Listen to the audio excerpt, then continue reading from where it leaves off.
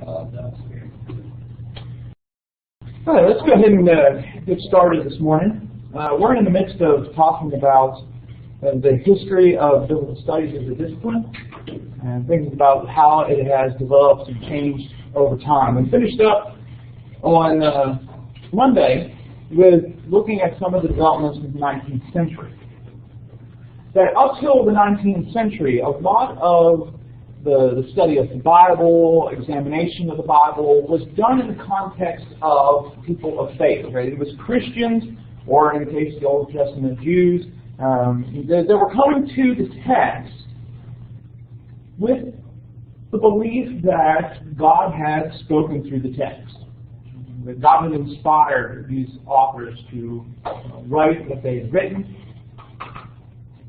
But as we got into the 18th and 19th centuries, however, we begin to see that a lot more people are skeptically approaching the text. They're not approaching it necessarily from the standpoint of faith. And so we talked about some of the changes of the Enlightenment, how that led to a lot of skepticism about a variety of subjects, but especially when it came to religion.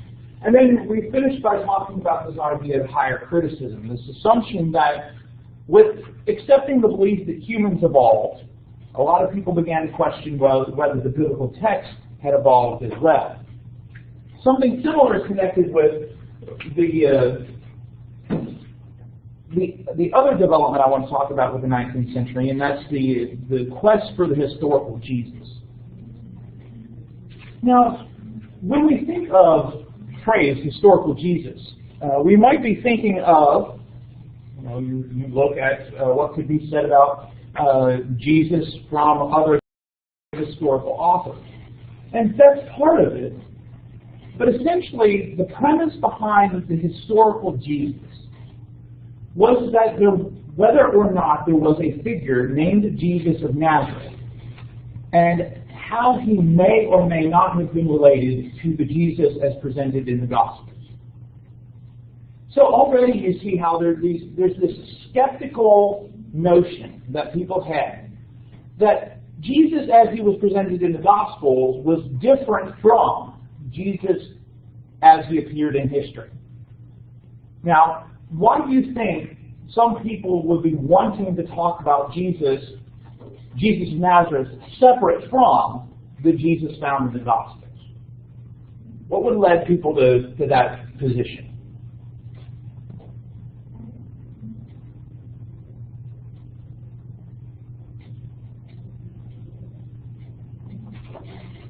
Maybe so they could prove that he was merely just a man, rather than the Son of God. Right. So I mean, the one kind of thing that you're already thinking about, if you're wanting to talk about the historical Jesus, is that Jesus presented in the Gospels, particularly that he was a miracle worker, that he rose from the dead, that he was the Son of God. Right? These are things that people are beginning to deny, and they don't believe that they happen.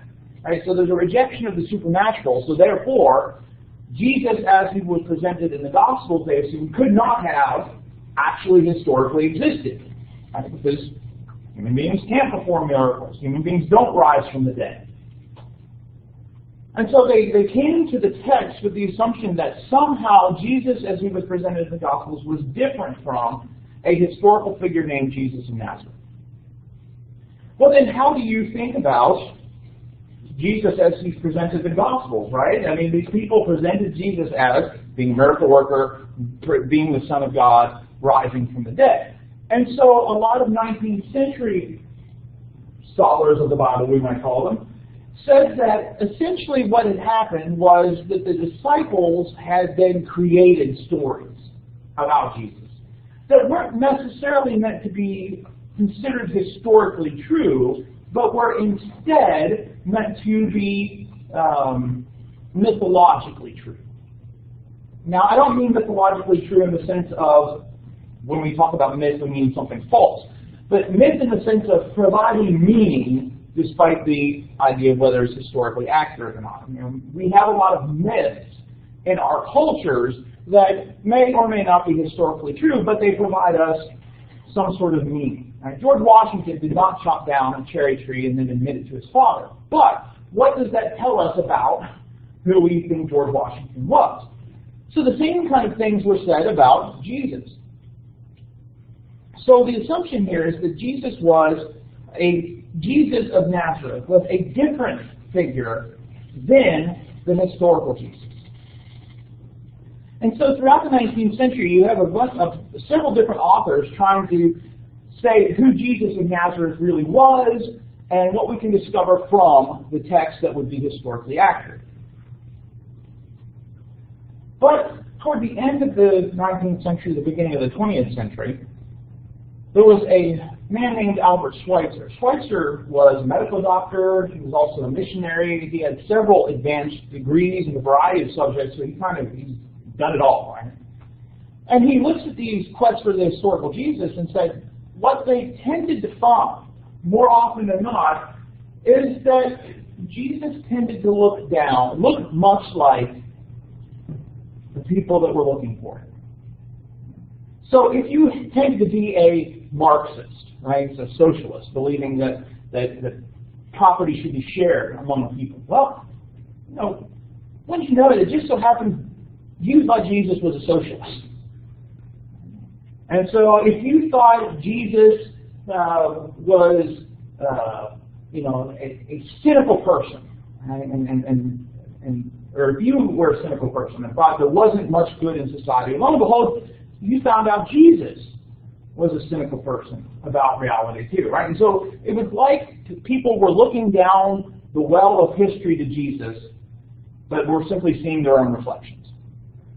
And so the historical Jesus quest in the 19th century tended to be more about what these people were trying to say about their own times rather than what it was about Jesus. And so there was a great question about, is there a difference between the Jesus of history and the Jesus of Scripture? And for a while, this was an important field within biblical studies, but died off. But in recent years, it's come back. We'll talk about that in a little bit. Other things that began to develop that are important for biblical studies as a discipline is the development of archaeology. Archaeology as a field really begins to develop in the 19th century, this desire to dig up the past, so to speak. And of course, you can see how this would be an important field for biblical studies and researching the biblical text. And often related to the issue or the practice of archaeology was the issue of historicity. Can the events in the Bible be discovered through archaeological method? And so people would look at the biblical text, sometimes from a standpoint of faith, sometimes from a standpoint of skepticism, and say, is there anything in the archaeological record that either confirms or denies these events? Things like the fall of Jericho. Right? Is there archaeological evidence that there was a city with great big walls and those walls collapsed? What other? There's the Bible lists a variety of kings from other lands. Is there archaeological evidence of those kings existing at the time the Bible says they existed? Is there evidence for kings like David and Solomon and some of these others, and these peoples that the Bible talks about? And so these were the kind of questions that motivated and continue to motivate a lot of archaeological investigation. Again, often those looking through the eyes of faith look to try and confirm the Bible's accuracy, and will point to things that confirm the Bible's accuracy. Others, however, are approaching it from a skeptical standpoint. I mean, as you might expect, if you don't believe in the supernatural, you're probably pretty convinced that the walls of Jericho didn't come tumbling down when the Israelites gave a great shout after walking around it for 7 minutes. Now, the problem with archaeology continues to be interpretation of results and making sure that your time period is right. Are you looking at the right time that things are supposed to take place? Are you looking at the right level of dirt, so to speak? In many cases, there have been archaeological discoveries that have confirmed the accuracy of certain information in the Bible. For a long time, It was believed that the Hittites that the Bible talks about did not exist. There was no evidence in anywhere outside of the Bible of a group of people known as the Hittites, but the Bible talks about the Hittites.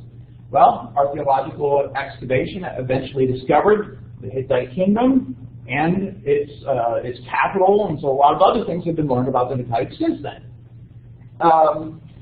Jericho continues to be a problem because there is the question of what level of dirt you should be looking at, and when did the Exodus take place, which means when did the conquest take place. And so you have some archaeologists saying there's no evidence that there was this group of people that came in and suddenly took over.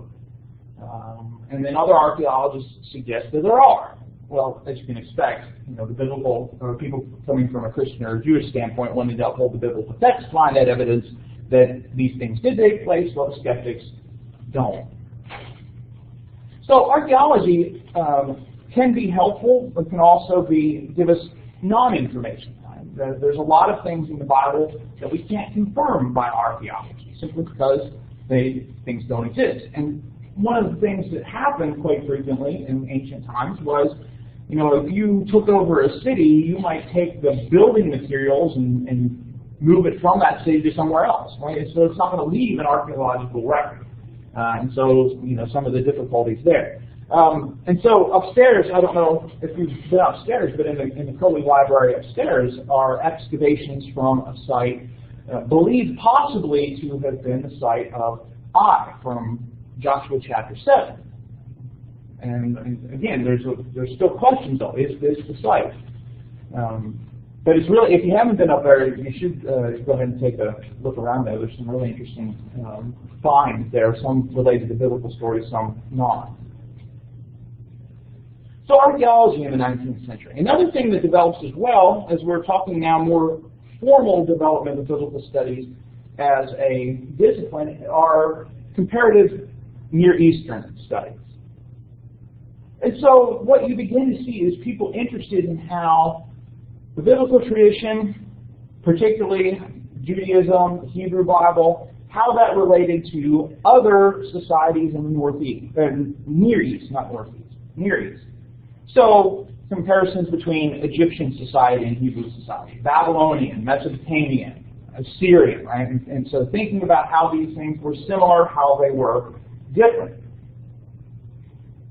And so a lot of people interested in how there are some similarities between the Bible's creation narrative and other Near Eastern creation narratives. Some similarities, some differences. There are some similarities in flood stories between other Near Eastern groups and the biblical version. Although when you read some of these Near Eastern, like Babylonian epics, a lot of the question is, was there influence? And often, was there influence on the Bible? Is usually instead of the other way around, right? Did the Bible influence these other societies? The assumption is these other societies influence the Bible. Well, when you look at some of these flood stories, when they describe the ship or the vessel that the singular person in his family is chosen to, ride out this flood in, a lot of them are not seaworthy. One of them, the Babylonian version, is described as a cube, right? And a cube is just going to spin in the midst of a huge flood. However, when you think about the dimensions of the ark that are described in Genesis, that boat is going to float. Right? And so a lot of these other vessels in these stories aren't seaworthy, yet you have the biblical version that does seem to be seaworthy. And what's the likelihood that the Babylonian version was original and Moses or someone else, sat down to write the Genesis account and said, you know what, that vessel doesn't sound like it would actually float. What would sound like a good floating vessel?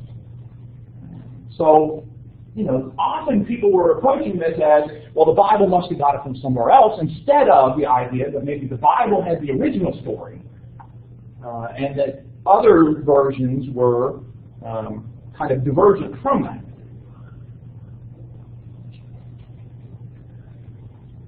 But, there's some important ideas here in thinking about how these cultures were related, how they shaped each other, because those kind of things did take place. I mean, even when we look through the biblical record, we see how the kings of Israel and Judah looked at some of these other nations and, took their gods, took other things from them. It's important to understand some of these cultures, to understand the relationships between the Bible and historical events, Egyptian culture and understanding, Joseph, the Exodus, other types of things. So there's a lot of positive here in comparative Near Eastern studies, but then there was also kind of a skepticism that was part of this as well. You also see, we talked on Monday about the introduction of higher criticism related to the Pentateuch and how the Pentateuch was formed. There was also, toward the 19th century into the 20th century, something similar done with the Gospels. Particularly, this is what's referred to as form criticism, taking a look at the way in which Gospels would have been developed.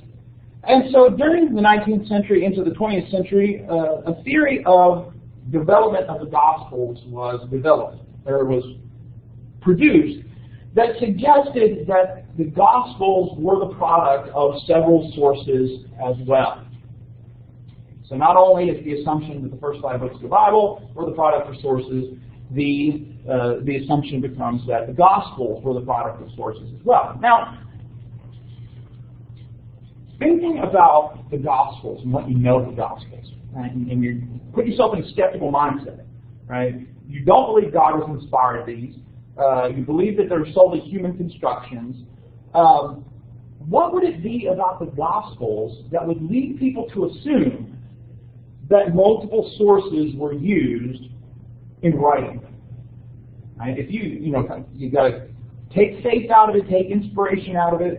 Just think about the texts themselves. What would have led people to assume that more than one author was responsible for these texts?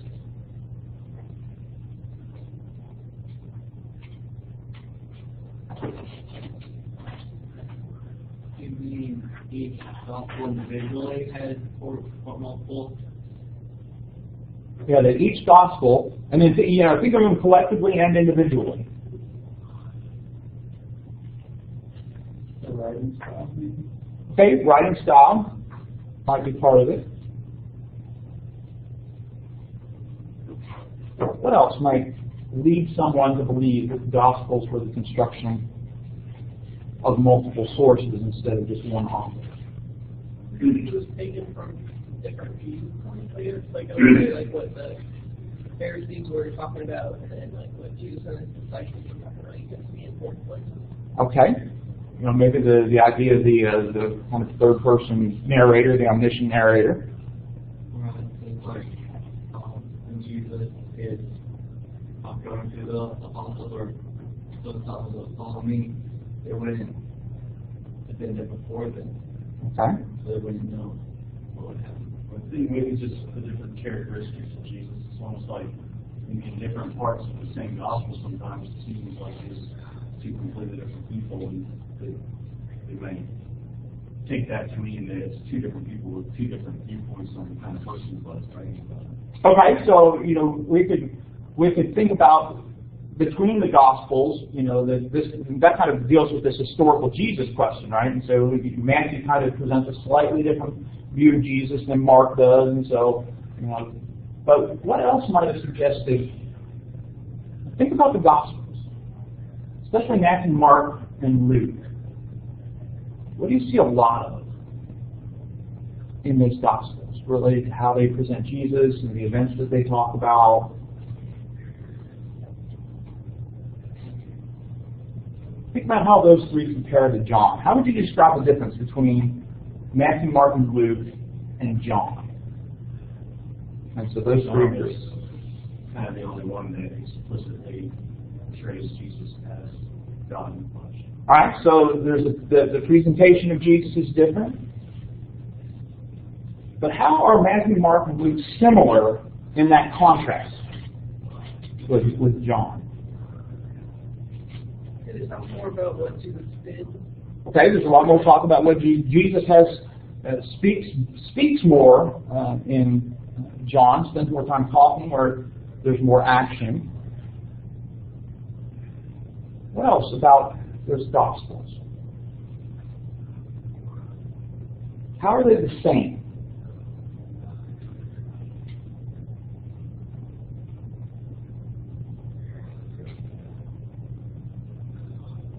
Let's go ahead, sir. Wasn't John the only one that actually? One of them. There's only one of them that actually lived with Jesus. Well, now Matthew would have too, but so Matthew and John were apostles, and Mark and Luke weren't. Let's look at